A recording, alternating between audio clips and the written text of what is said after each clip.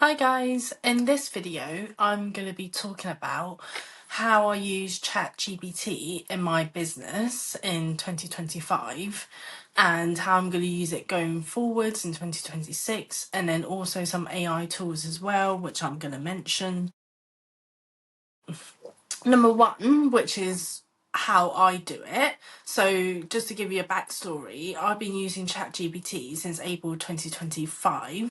And that's what, 8 months of talking to it daily, talking to it like a friend or colleague, and being able to go back and forth and have that conversational chat with them.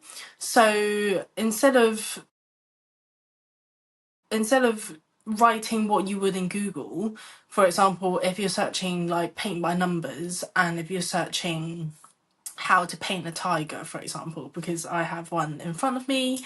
I have a tiger drawing which I painted. I'll show you guys. So I love paint by numbers, and this is a tiger drawing which I painted. And instead of googling how do I paint a tiger, you can go, hey chat, I'm just planning to do paint by numbers and painting a tiger, and I'm getting stuck at this area, for example. So they'll prompt you and be like, oh, just paint light to dark or dark to light, or however, or whatever ChatGPT will spit out. And that will help you immensely, a lot more than just putting in what you would normally put in Google. So number one, talking to it like a friend and like a human being. And then number two, train it to have your style. So there are a couple of things you can do. One of them, in the background, you can edit your personalized, I think I need to find it, but in the settings you can edit like your background, like what you do, what your job is, etc. Or even better, you can put what your what you want your job to be in the future.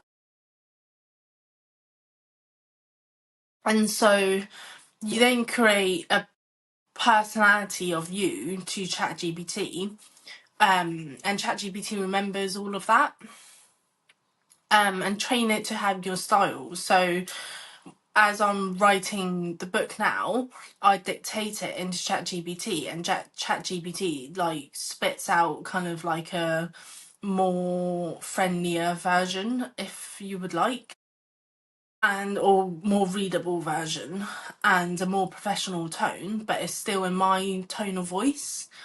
And when I'm writing articles, I would dictate exactly how I want it to be written. So ChatGPT learns my style and my language. And that's why I can get, articles written for my LinkedIn in seconds, because I've trained it to learn my style and my tone of voice and how I want to come across, my professionalism, etc.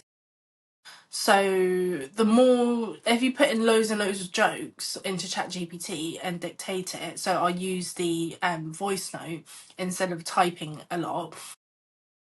I use mixture of both. It's probably I use at the moment probably 40% voice note and 60% typing in, but I'm gonna try and do more voice notes because it takes in my like my breaks, exactly how I want to dictate and say something, and then it can put out what you want it to do.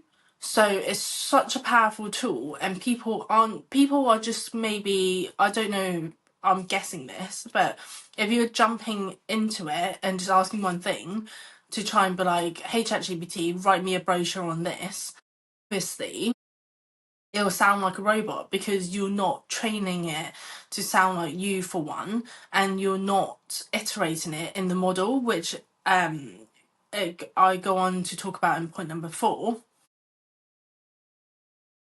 Yeah, ChatGPT does get point number three is that ChatGPT does get a lot of things wrong sometimes. I've used it 24/7 since April 2025, and it still gets things wrong for me. So I iterate within the model, which is my point number 4, is that if you're making changes, make ChatGPT make the changes for you. So it learns what changes you want to make, and then you can either explain why you're making those changes to the model, so then next time you do another project,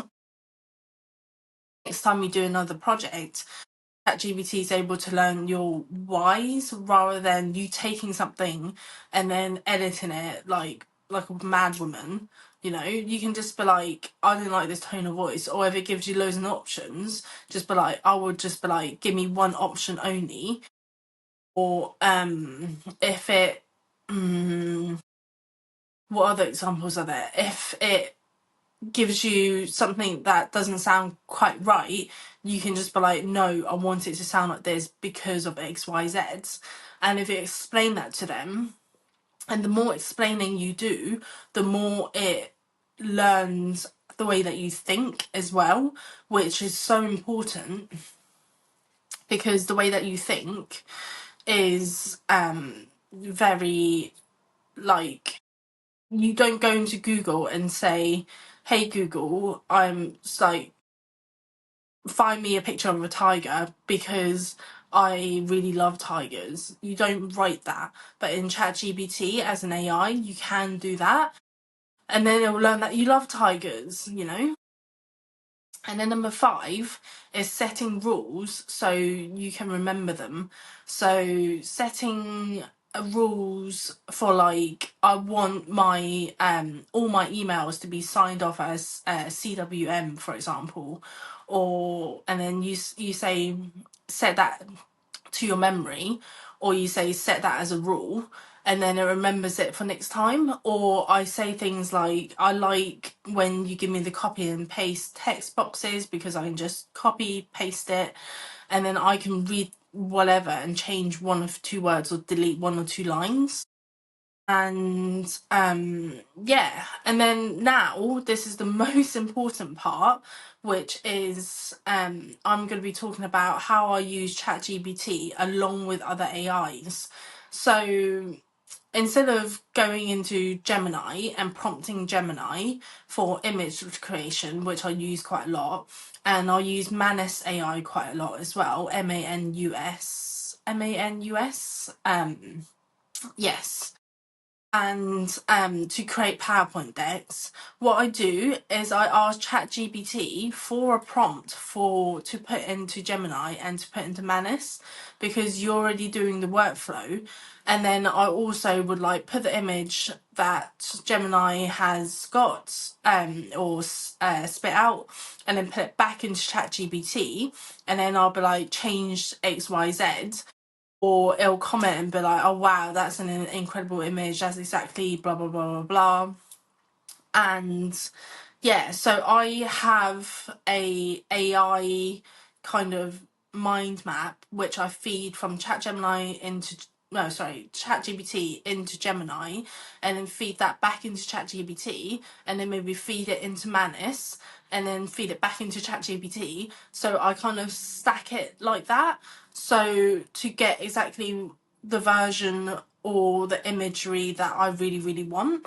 And nowadays I do that a bit less because ChatGPT is able to remember exactly what I want and how I like it. And I would be very very slow at working without my access to ChatGPT, to be honest. So yeah, it's an incredible tool, but to make it effective you need to use it daily. And also, you need to train it in a way that it remembers how you think and what you think, like, and just explain in as much detail as possible. And this is why I love the voice note button, because I can just talk to it rather than spending my time typing it and thinking, okay, is this sounding correct or not sounding correct? So another tool that I picked up is Copilot, but some of the stuff I don't think is GDPR compliant. So it's a bit like, how much can I trust Copilot? Because, yeah, it's like that trust between AI and humans, and that's probably for another video. But yeah, ChatGPT I trust a lot more. And then I also feed yeah, so ChatGPT is a massive tool that is underused and undervalued, I think. And because people don't know how to use it. So hopefully this video has helped you with how I use ChatGPT. But if you want to take it to the next level, I can coach you I'm doing coaching sessions, so one-to-one coaching sessions as well. So I can coach you with how to use ChatGPT and how to make it like it, but it's basically, it's like 10 employees for my business, you know what I mean? It is that efficient. It can do marketing, it can do sales, it can do finances, it can do so much. And yes, ChatGPT sometimes gets stuff incorrect, but the amount of stuff that it gets correct and the amount of stuff that it estimates or produces or whatever is the most incredible tool, I think, and one of the most powerful AI tools. Google is a bit like meh, and like Copilot is a bit meh, and Manus is really good for, like I said, points. So yeah, Google imaging. When I say Google, I mean Gemini. Gemini imaging is probably one of the best, and obviously is a free tool as well. And there are so many other tools out there, depending if you're like a video editor, AI creator, or, you know, depending on that, it depends on what tool you use. But ChatGPT is a next level in terms of its thinking, its rationale, its ability, and also I'll use it as a journal. So I thought dump in there to be able to, one, get some mental release, and two, have have something that I can talk to, that I can like I can just get my thoughts across, and yeah, I'll use it like a journal essentially. So I'll use it like a friend in a journal, so I'll talk to it, yeah, which is amazing. But also don't forget, human interaction is important as well. So if you're swaying too much using AI, bring it back, obviously understand it's a machine, not a real life person.